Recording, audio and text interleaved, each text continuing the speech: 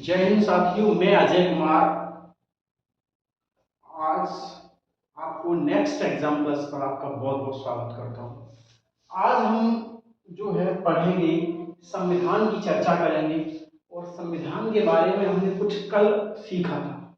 पहले हम उसके टू द पॉइंट रिवीजन कर लेते हैं, क्या क्या हमने सीखा था। मेन महत्वपूर्ण बातें हैं उसको रिवीजन एक बार देख लेते हैं।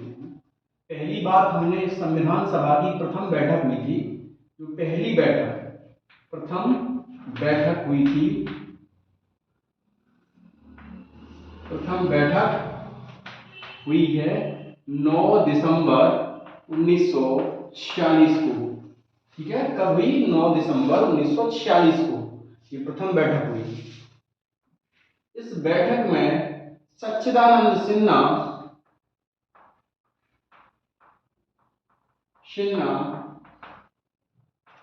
को अस्थायी अध्यक्ष चुन लिया गया। अस्थायी अध्यक्ष चुन लिया गया। ठीक है, इसके बाद जो दूसरी बैठक हुई है, सेकेंड बैठक, वो हुई है 11 दिसंबर 1946 को। इस बैठक वाले दिन डॉक्टर राजेंद्र प्रसाद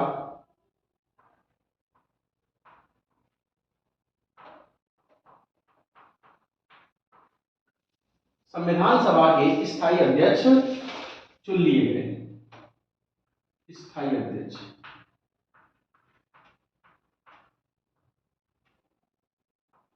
चुन लिए गए और अगली बैठक हुई 13 दिसंबर 1946 को।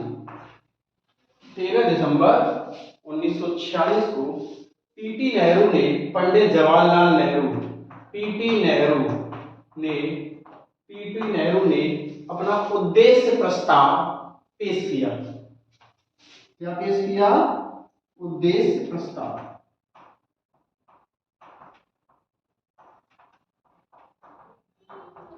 उद्देश्य प्रस्ताव पेश किया और इस उद्देश्य प्रस्ताव को जनवरी 1947 में मंजूरी मिली।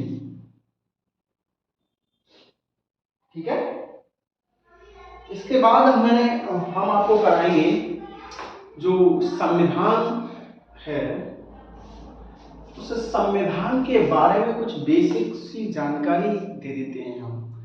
ऐसा है आपको, वैसे संविधान जो है, इसके बाद हुआ क्या, संविधान में कुछ समितियां बनी उस उद्देश्य। ये था कि कुछ समितियों का निर्माण किया जाए। तो इन समितियां बनी, तो एक नियम समिति थी, संचालन समिति थी, प्रारूप समिति थी, संघीय समिति थी, संघ संविधान समिति थी, वित्त एवं कर्मचारी समिति थी। तो इनके अध्यक्ष चुने गए। जैसे वित्त का लेखा जोखा कौन रखेगा, कर्मचारी कितने रहेंगे, तो ये सब मिलाकर सब टोटल जो हमारी समितियां थी, तो उन समितियों के अध्यक्ष भी चुने गए। इसी के जो प्रारूप समिति थी, मेन थी प्रारूप समिति, बहुत इंपॉर्टेंट समिति थी, जिसके अध्यक्ष थे डॉक्टर भीमराव अंबेडकर। डॉक्टर भीमराव अंबेडकर प्रारूप समिति के अध्यक्ष थे।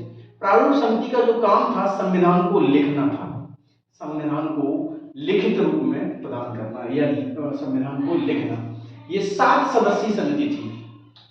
29 अगस्त 1947 को इस समिति का गठन हुआ। तो इन समितियों का गठन भी हुआ और ये तो बहुत समितियां थी, एक समिति नहीं, संविधान के अंदर समितियां बहुत थी। तो मैं आपको आज समितियों के बारे में भी थोड़ा सा बताऊंगा, कौन कौन सी समितियां थी और कौन कौन से क्या थे। ये बात मैं जानता हूं, अब तक आपको समझ आ गई होगी।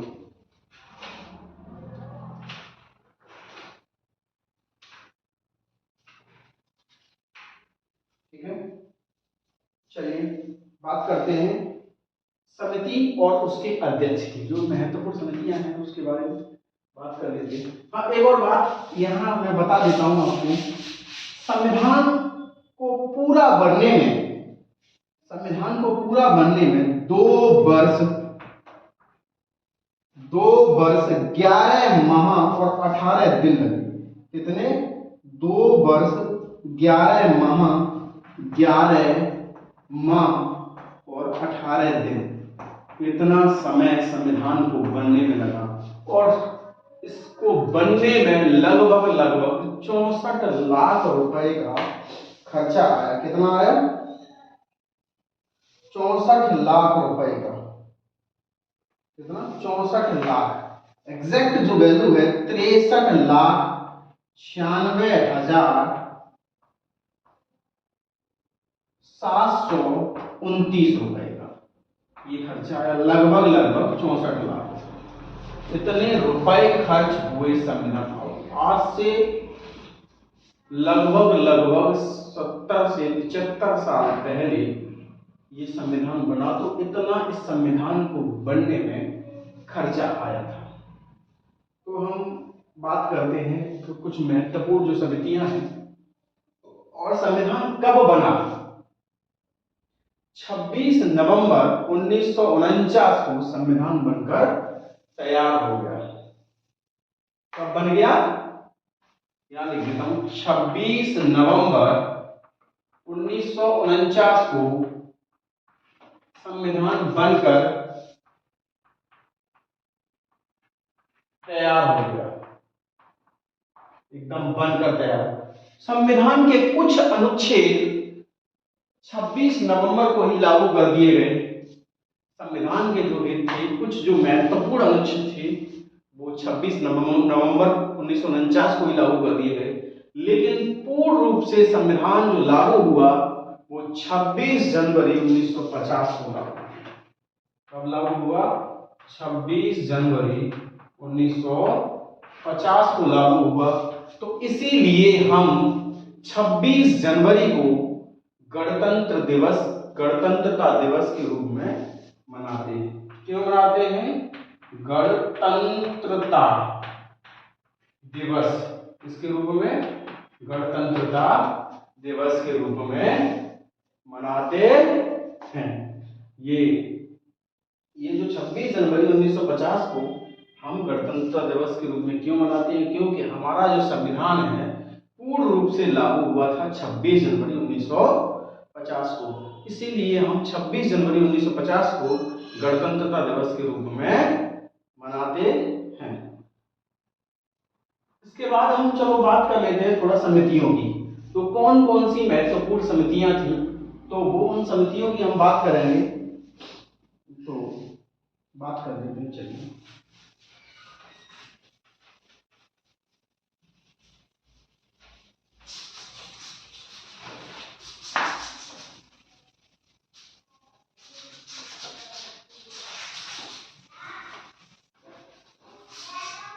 चलिए, पहली थी नियम समिति।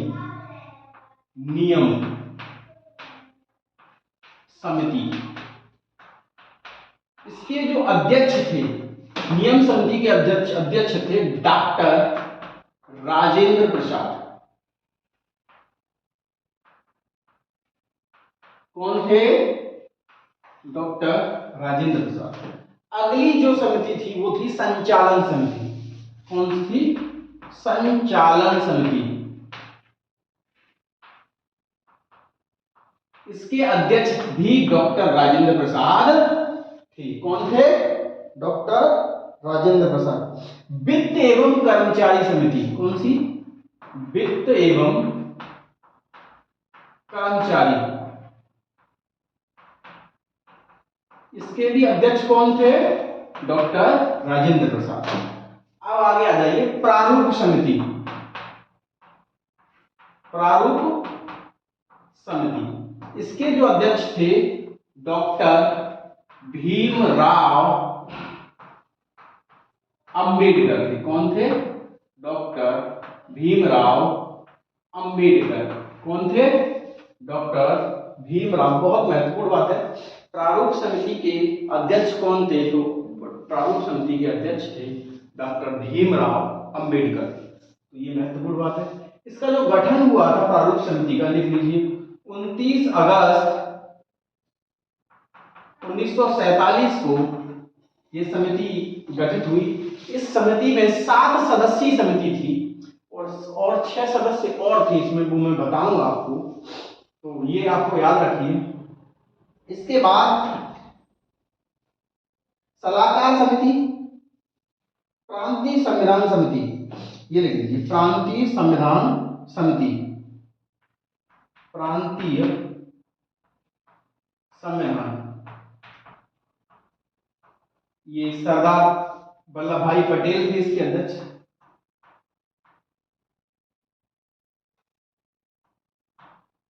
सरदार वल्लभ भाई पटेल, ठीक। एक और थी जिसके भी सलाहकार समिति,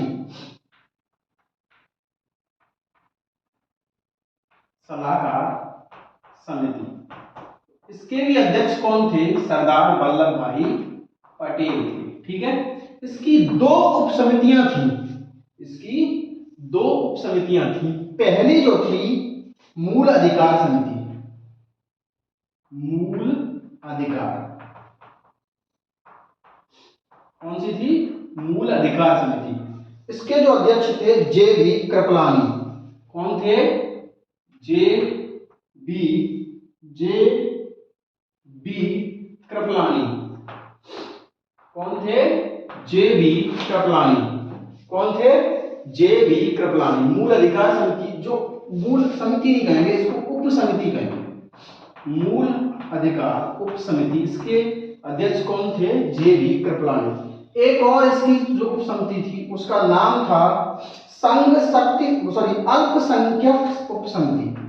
अल्पसंख्यक, दूसरी नंबर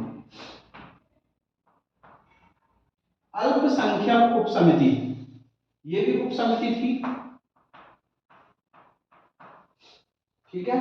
और इसके थे एम.सी. मुखर्जी, कौन थे? एम.सी. मुखर्जी। बहुत महत्वपूर्ण बात है। एक और समिति है लास्ट, इसका नाम है आपका संघ शक्ति समिति, संघ शक्ति समिति, इसको हटा देते हैं। संघ शक्ति समिति,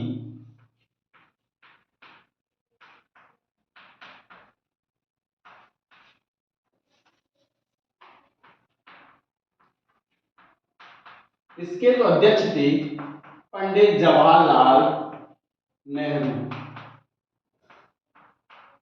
पीटी नेहरू, पंडित जवाहरलाल,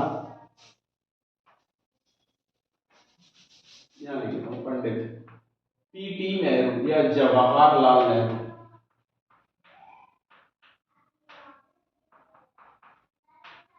ठीक। चलिए, ये समितियां हो गई आपकी। अब हम बात करते हैं प्रारूप समिति की।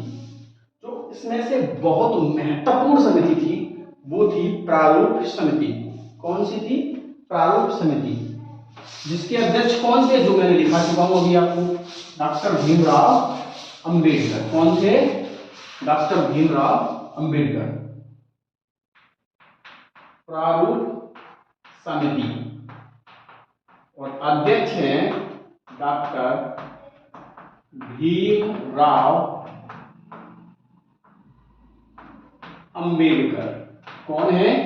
डॉक्टर भीमराव अंबेडकर। ये 7 सदस्यीय समिति थी और इसका जो गठन हुआ था 29 अगस्त 1947 को हुआ था। कब हुआ था? 29 अगस्त 1947 को हुआ था। इसमें 6 सदस्य और थे। नंबर एक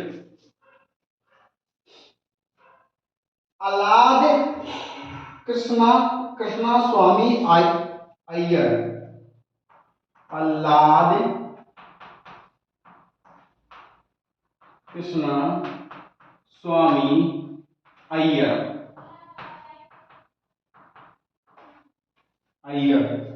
आगे थे KM. Mukherjee, KM. Munshi, KM. Munshi. कौन थे? बड़ी परीक्षाओं में पूछे जाते हैं प्रश्न, बड़ी परीक्षाओं में, पीसीएस वगैरह परीक्षा। के एम मुंशी। तीसरे कौन थे? मोहम्मद शाहदुल्ला। मोहम्मद शाहदुल्ला। कौन थे? मोहम्मद शाहदुल्ला। नंबर चार कौन थे? एन गोपाल स्वामी। एन गोपाल स्वामी। कौन थे? एन गोपाल स्वामी। पांचवें कौन थे? ये आयंगर और लिखो, Iyengar. N Gopal Swami, Iyengar. B L मित्र। बी एल मित्र। इनके स्थान पर बाद में कौन बने? माधव राव। एन माधव राव।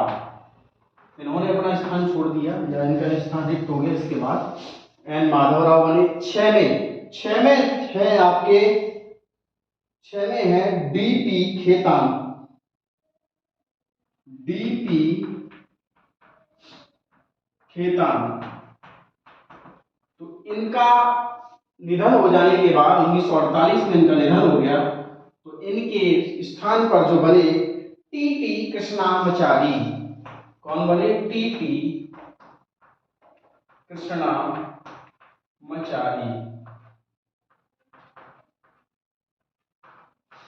तो ये यहां तक प्रारूप समिति की बात कंप्लीट हो गई। तो आज आपको प्रारूप समिति की बात कंप्लीट हो गई। ये बहुत महत्वपूर्ण बात है। बड़ी परीक्षाओं में पूछा जाता है कि निम्न में से कौन प्रारूप समिति का सदस्य नहीं था, तो दे देगा भाई नाम। डीपी खेतान, मोहम्मद शाहदुल्ला, बीएल मित्र, डॉक्टर राजेंद्र प्रसाद। आपने ये पढ़ा होगा तभी आप बता पाओगे कि ये नहीं थे। डॉक्टर राजेंद्र प्रसाद का नाम नहीं है इसमें, तो वो नहीं थे। नहीं पढ़ा है तो नहीं बता पाओगे। तो ये इसलिए एक बार इसको पढ़ना बहुत जरूरी है, क्योंकि परीक्षाओं का स्टैंडर्ड बढ़ता चला जा रहा है दिन प्रतिदिन। परीक्षाओं का स्टैंडर्ड दिन प्रतिदिन बढ़ता जा रहा है, इसलिए इनको पढ़ना बहुत जरूरी। ठीक है, बहुत बहुत धन्यवाद। इसी के साथ मैं अपनी वाणी को विराम देता हूँ।